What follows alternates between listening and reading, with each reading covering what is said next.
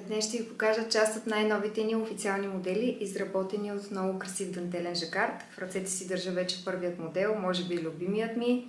Това е едно красиво бюстие, което е декорирано с много красива кристална веришка. Ето ще ви покажа близък кадър. И материята също е много красива. 3D жакард, който имитира дантела. Бюстието е късичко и сме предвидили да се съчетава с пола с висока талия и панталон с висока талия, за да може да се съвпаднат дължините на бюстието и на панталона.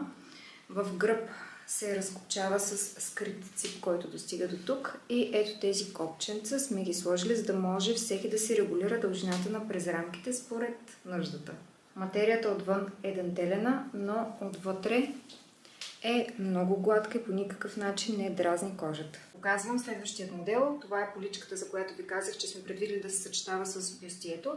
Тук е важно да отбележа, че всъщност това е пола панталон, защото долната част, самият хастар, е изработен като панталонки, за да бъде комфортно. В гръб също ще ви я покажа. Най-голямата кръста, разбира се, отпред. Виждате каква красива стъклена декорация имаме и тук сме сложили пера за разкош. Разкопчаването е с скрит цип до тук. Този модел, както и бюстието, се предлагат от XS до L размер. Продължаваме с следващия. На тези, на които ни им допада бюстие, сме предложили вариант късо елече. Това е елек, който се изработи в къс и в по-дълъг вариант. Късият вариант е разработен специално за полата, за да може двете дължини да съвпаднат и елека да не покрива полата. Материята, както виждате, отново същата. Тук сме сложили едни красиви пера за разкош. Ще ви покажа копчетата, да видите колко са красиви. Имаме метален акцент тук. В гръб е изчистено.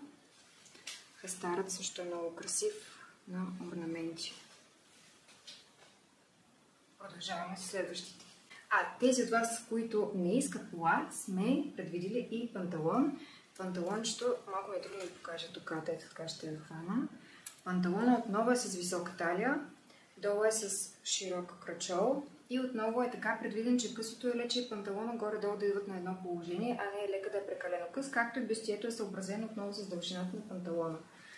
В гръб е абсолютно изчистен.